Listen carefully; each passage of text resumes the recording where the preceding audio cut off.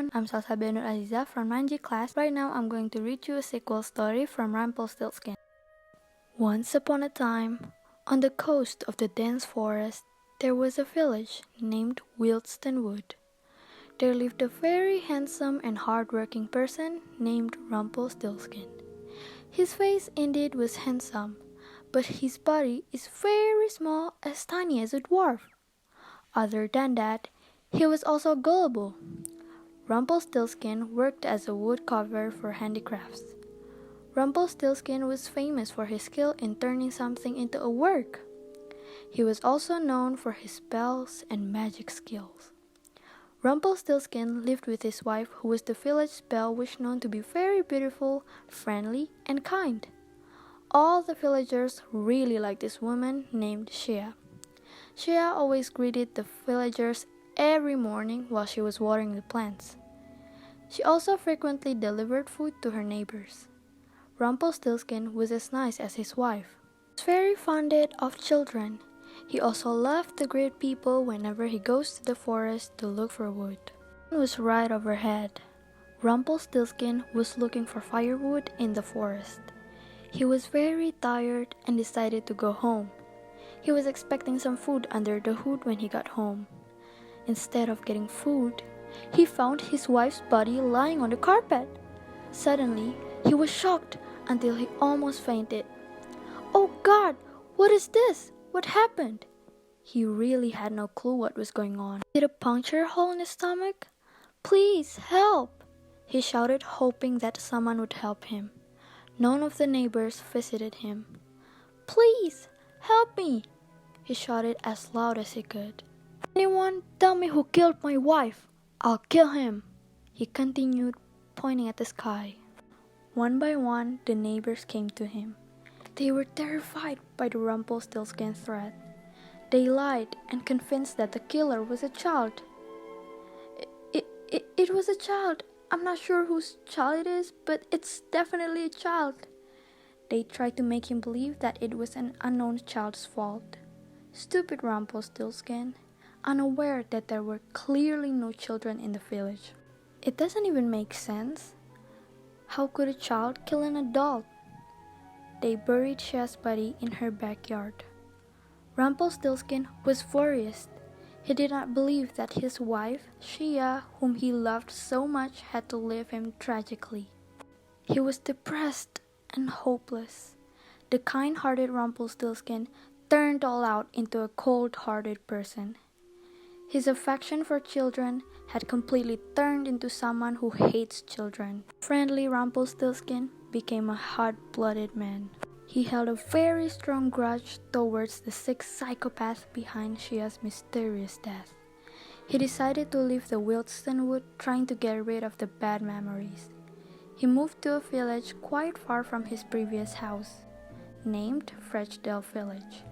This village is located between the jungle and a luxurious kingdom. He built his own house out of wood. He lived alone and earned money by selling wood obtained from the forest. He sold his wood to local people. Sunny afternoon, he found a little girl who was playing on the edge of the forest land. Rumpelstiltskin approached the girl and started talking to her. "Hey, what are you doing here?" asked Rumpelstiltskin. "Oh, I was playing cooking," she answered. "Cool. Can I join?" Rumpelstiltskin were trying to get close to her. "Sure, here's your pan. You can cook here." The little girl showed him the cooking tools. "What is your name?" asked Rumpelstiltskin. "Charlotte Calmaine," she replied shortly. "Wow, that's such a nice name. May I know where your house is located?" asked Rumpelstiltskin suspiciously.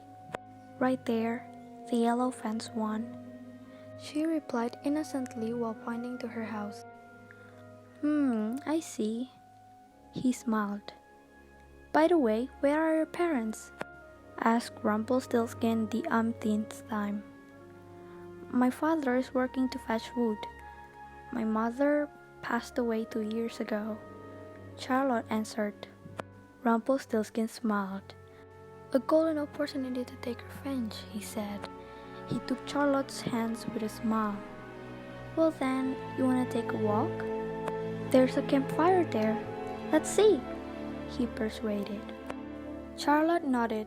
Rumpelstiltskin took her into the middle of the deep forest. He tried to distract her while holding a knife in his pocket. As Charlotte turned towards Rumpelstiltskin, she saw a hand flying with a knife towards her. She tried to escape as hard as she could, but somehow Rumpelstiltskin was very strong. "Hey, stop!" shouted a man who came out of nowhere. Rumpelstiltskin looked around to find the source of the sound. "Dad, help me!" Charlotte shouted, asking for help. Unexpectedly, Charlotte's father suddenly came and helped her. Rumpelstiltskin fled and went back home as soon as possible. Charlotte and her father were deeply traumatized by the incident. The sight of the knife itself made them tremble in fear of the bad memories they had experienced.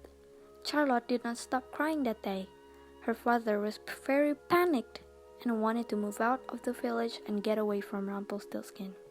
With mediocre and unstable financial condition, Charlotte's dad looking for any way to get out of the village. Her father decided to move to the kingdom next to the village called Shazodora Empire. Charlotte and her father lived in Shazodora Empire. Charlotte grew up to be a beautiful and kind woman.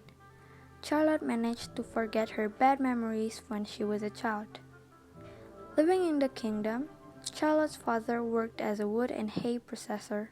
Their finances were better, but they lived very simply. One day, King Theodore ordered the people of the kingdom to gather in the hall. It crossed the mind of Charlotte's father to impress King Theodore. His aim to impress King Theodore was to help improve his financial condition.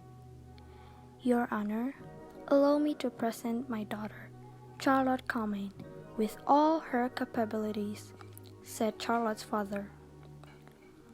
"What are her abilities?" asked King Theodore. "Of course, a lot.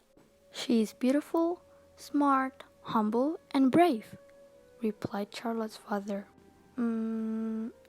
Is there any other talents that are more specific?" King Theodore looked unsure. "Oh yeah, she can spin straws into gold," Charlotte's father replied confidently. "Straws? Turn into gold? How could it be?" "Bring your daughter right now," King Theodore ordered. Charlotte's father went back home to meet Charlotte and take her to King Theodore. Clueless Charlotte was sitting on the edge of her bed. "Charlotte, let's go with me.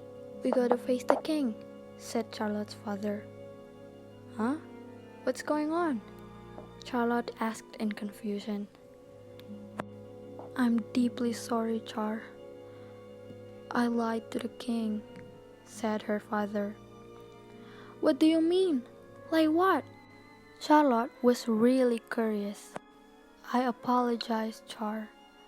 I lied to the king that you can spin straws into gold," replied Charlotte's father regretfully.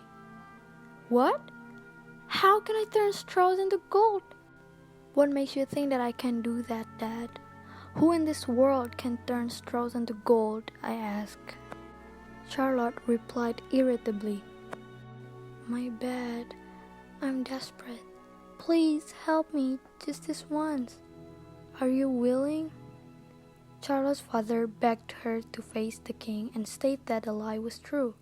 "Please, do it for me. If I get caught lying, I will be embarrassed. Just this once, do this for me. It's for our goods too, okay? If you know you'll feel ashamed, then why you lie in the first place?" Charlotte getting frustrated. "I don't know, Char. I made a mistake," said Charlotte's father. Fine, I'll do it for you. Promise me, never lie to anyone ever again." Charlotte sighed as she get up from the edge of her bed and leave the bedroom. "Yeah, I promise, Char. Thank you so much. I love you." Charlotte's father smiled while following Charlotte walking to the king. Charlotte met King Theodore in the palace hall. At that time, there was only Charlotte, her father, and King Theodore. Her name is Charlotte Charmaine. She can spin straws into gold. Charlotte's father replied excitedly. Good. Now, Charlotte, please follow me. King Theodore took her somewhere enormous and dark. The size of the room shocked her out, the fact that she had to lift her head to see the doorknob. They entered the room. Charlotte were astonished of such a huge room full of stuffed straw, and there's a spinning wheel. Spin all the straws into gold in 12 hours, or else you'll die. Charlotte was extremely shocked and panicked. There was no way she could spin straws into gold. Moreover, she only had 12 hours. King Theodore locked Charlotte in the room alone. Charlotte was very desperate and didn't know what to do. She began to think about what if she was killed. She started crying in a corner of the room. Suddenly, why are you crying, girl? There was a whisper from the window of the room. Charlotte was very surprised to see a dwarf man sitting in the window, staring at her, who was crying. The dwarf man was none other than Rumpelstiltskin. You were told to turn all of this into gold, right? Your father lied so much. Ha ha ha ha. Rumpelstiltskin giggled as he approached her. What do you mean? Instead of laughing, you better help me. Charlotte was so irritated. Okay, why not? But what will you give me in return? Here, take my necklace. Charlotte offered the necklace her mother had given her. Okay, you will see in 12 hours everything will turn into gold, replied Rumpelstiltskin. He was spinning the straws deftly. Charlotte even fell asleep waiting for the straws to be spun into gold. Time passed. All the straws were spun. Rumpelstiltskin left. King Theodore came. Wow, you're actually talented. Now follow me.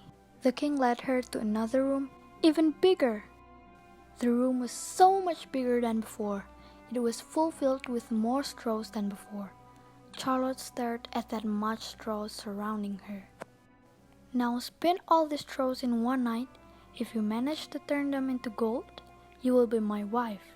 However, if you fail, you will die. Enjoy! Ha ha ha ha ha ha! The king threatened. Once again, Charlotte is locked up in a large dark room. She cried again and didn't know what to do.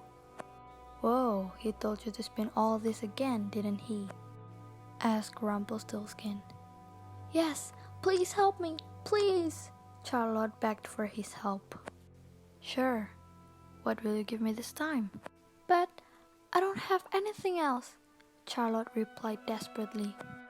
I will help you, but promise me you will give me your first child when you become queen. Charlotte agreed.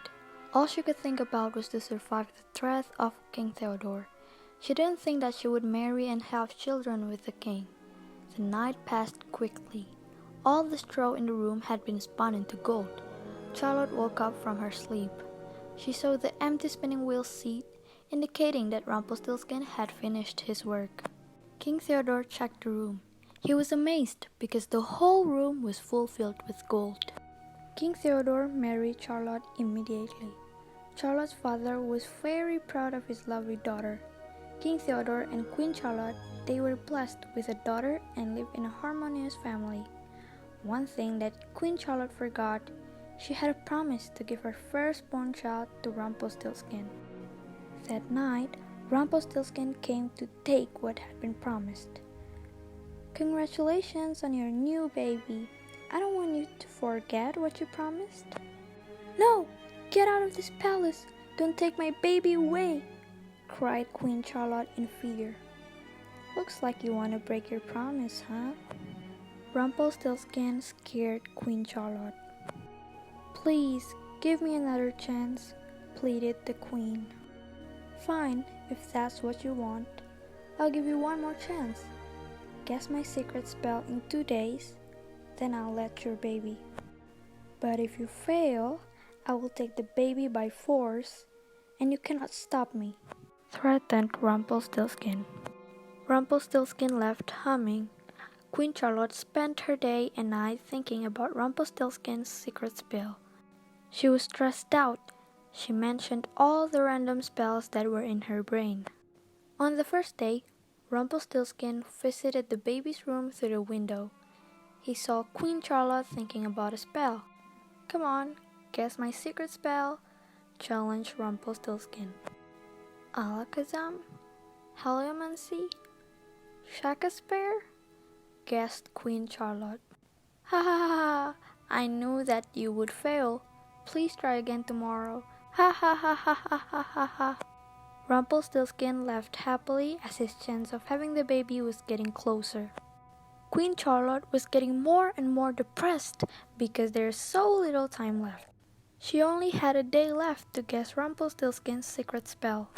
She told her servants to find Rumpelstiltskin's secret spell at all costs.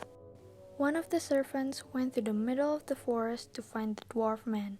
In the dense forest, he found him talking to himself in front of a bonfire.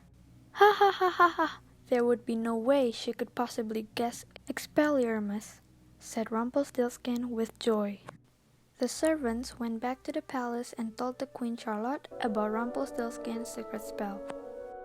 On the last day, Rumpelstiltskin came back to the palace. He knocked confidently on the window, thinking the queen would fail to guess. Queen Charlotte had also prepared herself to guess his secret spell. "Have you given up? Should I just take your baby?" Queen Charlotte smiled widely, knowing she was able to guess the secret spell.